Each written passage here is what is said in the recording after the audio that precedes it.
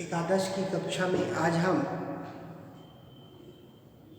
अध्याय 6 के अंतर्गत सारणियों की विवृतियों पर चर्चा करेंगे। यहाँ पे सारणियाँ तैयार करेंगे। जो विवृतियाँ हैं उन रीतियों को दो खंडों में लिए, एक है हाथों के द्वारा बनाई गई सारणी और दूसरा यंत्रों के द्वारा बनाई गई सारणी। अब इन दोनों खंडों को अच्छे समझने के लिए ये देखें, हाथों के द्वारा बनाई गई सारणी का प्रयोग कब प्रयोग किया जाता है या यांत्रिक सारणी का प्रयोग कब किया जाता है। ऐसा बोला जाता है कि जब हमारा अनुसंधान का क्षेत्र सीमित हो, सवाकों की संख्या भी एकदम सीमित हो, ऐसी स्थिति में हमें हाथों के द्वारा बनाई गई सारणी को प्रयोग में लेना चाहिए। यह हाथों द्वारा बनाई गई सारणी बनाना आसान हो जाता है। लेकिन इसके विपरीत खंड में देखें,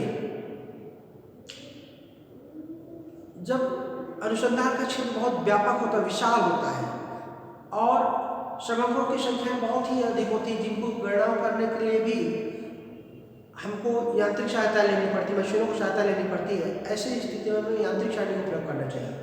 यहाँ पर हम दोनों सारणियों को बनाने की रीतियों पर थोड़ा सा चर्चा करेंगे। जैसे सबसे पहले हम ये हाथ के द्वारा बनाई गई सारणी, जैसे हम लोग किसी एक फार्म में, छोटे से फार्म में काम करने वाले मजदूरों की मजदूरी के संबंध में मान लो सारणी तैयार करते हैं, तो चूंकि छोटा है, छोटे व्यापक में छोटे स्तर होता है, इसलिए इस सारणी को हम हाथ के द्वारा पेपर में कागज में बना सकते हैं। एग्जाम्पल के तौर पर हम यहाँ पे पहले हम लोग जैसे सारणी का डालते, सारणी का क्रमांक, पहले सारणी का क्रमांक लिखेंगे, फिर सारणी का शीर्षक लिखते हैं, जैसे श्रमिकों की मासिक मजदूरी। दूसरे खंड में आता है सारणी को बनाया तैयार करने से एक पहले शब्द में मजदूरी रुपए में, दूसरे शब्द में तेज चिन्ह को रखे, तीसरे मजदूरों की संख्या लिखे या श्रमिकों की संख्या भी हम बोल सकते हैं, श्रमिकों की संख्या के रूप में भी बोल सकते हैं। अब देखिए, जैसे 0 से 40 रुपए कमाने वाले व्यक्ति यहाँ पे लिए, तो 0 से 40 रुपए कमाने वाले व्यक्तियों के लिए 40 से 80, फिर 80 से 120, 120 से 160, 160 से 200 रुपए कमाने वाले। तो यहाँ पे 0 से 40 कमाने वाले एक व्यक्ति से एक टेलीचिन्ह के रूप में रखे, 40 से 80 कमाने वाले 3 व्यक्ति थे, टेलीचिन्ह के रूप में 3 रन लिखिए और यहाँ 3 संख्या लिखिए।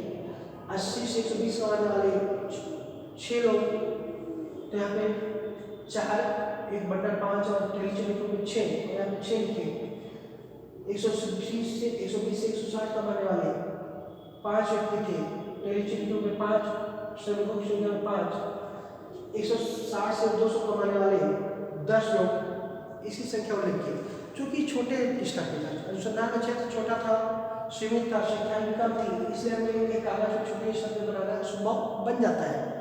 लेकिन मान लो अगर इसी सारणी को ये बताया जाए कि किसी राज्य विशेष, जैसे छत्तीसगढ़ राज्य में काम जितने फार्म में हाउस है, छत्तीसगढ़ राज्य में श्रमिकों की मजदूरी पे आपको पता करनी है, तो चूंकि छत्तीसगढ़ में मजदूरों की मजदूरी पता करनी थी, उनका क्षेत्र बहुत व्यापक हो जाता है। मजदूरी का रुपए भी इस समय 200 से बढ़ करके 1000 तक जा सकता है, 2000 तक जा सकता है, शून्य भी हो सकते हैं कुछ, टेली संख्याओं में ज़्यादा संख्या है, मजदूरों की संख्या भी बहुत बढ़ जाएगी। छत्तीसगढ़ में करीब जैसे बोले मजदूरों की संख्या भी 2 लाख, 3 लाख, 4 लाख से ऊपर चले जाएंगे। ऐसी स्थिति सभी क्षेत्रों को बनाना संभव नहीं है। ऐसी स्थिति में हम लोग देखते हैं यहाँ यांत्रिक सारणी का प्रयोग। जब अनुसंधान का क्षेत्र बहुत व्यापक हो, विशाल हो, गणना करने में ज़्यादा समय लगे, अधिक खर्च होता है, अधिक लोगों की आवश्यकता पड़ती है, समय अधिक लगता है, ऐसी स्थिति में हम लोग यांत्रिक सारणी का प्रयोग करते हैं। और यांत्रिक सारणी बनाने के 5 खंडों में, 5 भागों में उसको विभक्त करते हैं। सबसे पहले ये तो तय हुआ क्यों बनाते हैं, कब बनाते हैं। सबसे पहले देखिए, यांत्रिक सारणी बनाते समय यंत्रों की सहायता से संकेतकों में बदलना, जिन संबंधों को हम लोग संग्रहित करते हैं, अनुसंधान करते हैं, उस संबंधों को हम संकेतों के रूप में बदलते हैं। जैसे कहीं पर मजदूरी के लिए यहाँ मजदूरों की संख्या लिए, इसको 2 खंड में बांट सकते हैं, स्त्री और पुरुष। मान लो पुरुषों के लिए हम 2 अंक का प्रयोग किए, स्त्रियों के लिए 3 अंक का प्रयोग किए।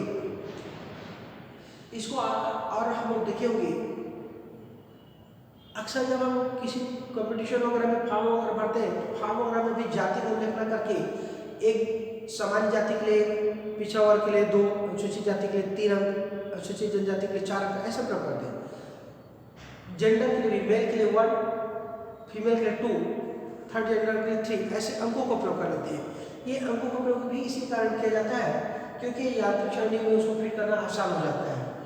तो इस प्रकार हम संकेतों को पहले बदल देते हैं, फिर छोटे छोटे कार्ड बनाते हैं, इलेक्ट्रॉनिक कार्ड बनाते हैं। उन इलेक्ट्रॉनिक कार्डों पर इन संख्याओं को खंडों में लिखा जाता है, 2-3 छिद्र बना करके कार्डों में बनाया जाता है। उसके बाद उन कार्डों को बनाने के बाद, संकेतों को एक अलग कार्डों में, इलेक्ट्रॉनिक कार्डों में लिखने के बाद उन इलेक्ट्रॉनिक कार्डों को परीक्षण किया जाता है।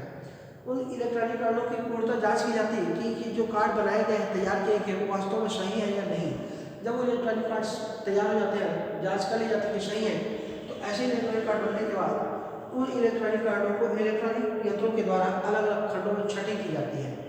अलग अलग खंडों में छटी कर लेने के बाद हम उसको मशीनों में ही, सारणियों वाली मशीनों में उसको डाल देते हैं, जहाँ से कि मशीनों के द्वारा ऑटोमेटिक उन अंकों का, उन सारणियों का अंकन करना, अंकित करना मशीनी गणनाओं के द्वारा ही कार्य शुरू हो जाता है और उसके द्वारा एक सारणी तैयार की जाती है। वस्तुतः आज के डेट में जैसे हम देखें, आज हमारे यहाँ, हमारे देश में बिहार एक राज्य है, बिहार राज्य में मतदान की प्रक्रिया चल रही है। मतदान प्रक्रियाओं में भी कितने प्रतिशत वोट पड़े, या अभी उसके बाद मतदान में जब रुझान बताता है, चुनाव के समय गणना बताता है, तो उस गणना की स्थिति में भी कुछ इसी प्रकार की यांत्रिक सारणी का प्रयोग किया जाता है। कल के कालखंड में हम देखेंगे द्विचर आवृत्ति सारणी कैसे बनाई जाती है, या किसी नए विषय के पर चर्चा हो।